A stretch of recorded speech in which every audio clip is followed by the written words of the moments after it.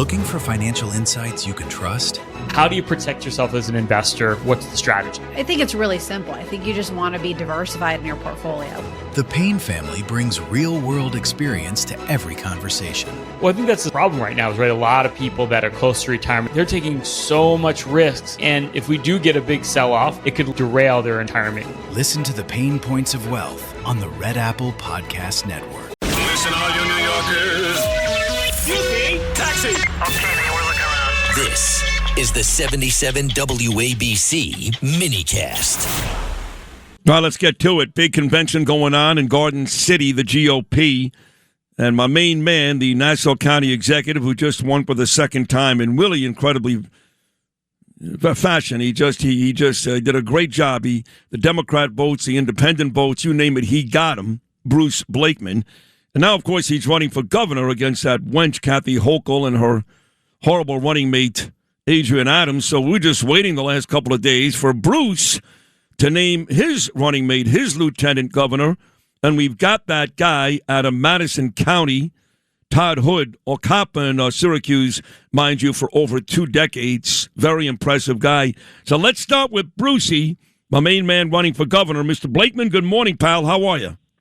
What's going on, Sid? How you doing? I'm doing great. So I believe, correct me if I'm wrong, you will be our official candidate. Is that tomorrow? Yes, sir. Tomorrow around 11 o'clock, I will be nominated. I anticipate getting the nomination and moving on with my running mate, Todd Hood, and winning the election in November and then taking office January 1st, making the state more affordable, making it safer, and making people happy again in New York. God, that sounds good to me, Bruce. Let me ask you, what went into the decision? There was another name. We know about it.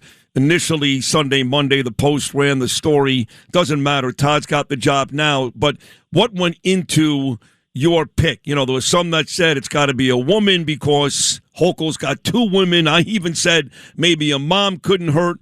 Why'd you decide to go with another man? Now you got 2 men against 2 women, and specifically Todd Hood. Well, first of all, I don't believe in gender politics, race politics, ethnic politics, religious politics. You search for the best person, and I think in Todd, we have the best person to serve as lieutenant governor. And by the way, we have a very diverse ticket. We're going to have Sarita Comadoretti. I know she was on your show the other day. She's running for attorney general, brilliant lawyer and prosecutor. We got Joe Hernandez, Hispanic immigrant, came to this country, went to Yale University, became a successful business person. We have a very, very broad spectrum of people on our ticket. So anybody who says that we aren't inclusive in the Republican Party doesn't know what they're talking about. But we don't play those politics that the Democrats do, identity politics. That's divisive. It divides the country. It divides the state. Todd is a respected law enforcement officer. He served in the Syracuse Police Department, highly decorated. Then he went on to be an investigator in the Onondaga County District Attorney's Office, ran for sheriff, won in a landslide, hasn't been opposed since. He's just a solid guy. Division II football player, married his high school sweetheart, 3 kids, 2 grandchildren. He's just a terrific, solid guy. Sounds like the great All-American story. I like that guy, Joe Hernandez, Bruce, Cuban guy, and he ran for mayor. So I like both of them, Sarita too. So I like the people you put in and around you. Let's meet Todd Hood for the first time right now, Todd. This ain't Syracuse or Rochester tonight. This is New York City. You're on a big-time show. So welcome to the Yankees, basically, Todd Hood, and congratulations on this new position. What are your thoughts this morning as Bruce Blakeman's choice for lieutenant governor? Oh, Sid, thank you very much for having me on your show. I really appreciate it. It'll be good to get to know everybody. I just want to take a second to thank Bruce again. We had a great conversation yesterday, and I am totally on board, and we are very excited about this campaign. You've been a cop for the better part of 20-plus years, over 2 decades, and I love the police. I'm always defending police. I can't stand people who want to defund the police. And not just police, even if it's ICE. That's part of my issue with people like Bad Bunny and Lady Gaga. So I hate those people that go after our law enforcement people. So what makes you think, Todd Hood, you can make the smooth transition going from a cop and working in the local DA's office to serving as Bruce Blakeman's lieutenant governor? Yeah, I'm excited for the challenge. I really am. In law enforcement, it's kind of a lot like politics. Sir Robert Peel, the founder of modern policing, said, if you don't have the support of the people, then you have nothing. You have to have the trust and the support of the people. And just like politics, it's exactly the same thing. If they trust you, they confide in you, they're going to work with you and for you, and you're going to be successful. So, I'm really looking forward to this. I am all in on this. I grew up in New York State. I've been a resident my whole life. I absolutely love this state, and I would love to see some positive change. I'm glad you said the state. We get so caught up on this station, of course, in the city. Obviously, I live in the 5 boroughs. We work in Manhattan. We talk about Mamdani all the time, but we live in New York State. So, for example, Todd and Bruce, my mom spends half the year, she's a real Jew, okay, between Aventura or Parkland and up there by Monticello. That's just a 2-hour trip north of the city. But, boy, that has really fallen apart over the last couple of decades. There's drug abuse up there. There's every other store is basically knocked down, burned out, wood everywhere. And when you get to the northern part of the state, right, not the city, even places like Buffalo and Syracuse and Rochester, the last couple of governors, Andrew Cuomo and Kathy Hochul, they promised, Todd, to fix upstate New York all the way north towards Canada, and they have not done it. I know you love it up there in Madison County. I know you love this state. I believe it's somewhere between Syracuse and Utica, but the truth is, a lot of those communities up there, they're in bad shape, and this Governor Hochul has done nothing to fix it. Is that not fair to say? Yeah, hey, I'm going to jump in, Sid, on that, because you're absolutely right. When I travel around the state, people are miserable. Kathy Hochul spoke in her inaugural about making New York affordable. What has she done the last 4 years? She's been in charge. She's got Democrats running the Assembly, Democrats running the Senate. It's one-party rule. And when I travel around the state, people need jobs. They need economic development. They want to live a prosperous life. Let's take the southern tier of New York, which is one of the poorest areas in the state. On one side of the border in Pennsylvania, they allow fracking. On the New York side, Kathy Hochul won't allow it.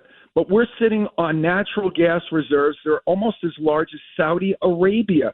We need to open up that for a couple of reasons. One, it will create jobs. Two, it will create prosperity in the region. And three, it will make cheaper energy for everybody in New York State, from Long Island, New York City, up through the whole state. So, she hasn't done anything to improve the lives of the people of the state of New York. And Todd and I are going to work together to create that economic prosperity. We are the most overtaxed, overregulated state in the United States. When you're a business or you're even an individual and you're looking for a place to settle, are you going to go in a state that's got high taxes or low taxes? Right. You're going to go in a state with low taxes. Right. So that's why people are moving to Florida, Texas, South Carolina, North Carolina. So Todd and I, we've got an economic plan to make people prosperous by putting more money in their pocket. She's offering free bus rides and free child care. Free child care for what? For people who don't have jobs? I mean, it's just ridiculous.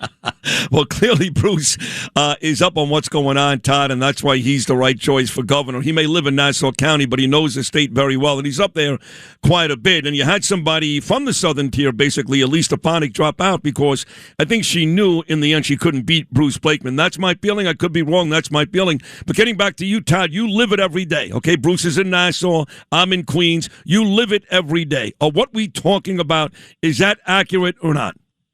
Yeah, absolutely. Upstate New York is It's a mass exodus out of our state. People are leaving. I have a daughter, and she went to another state to live.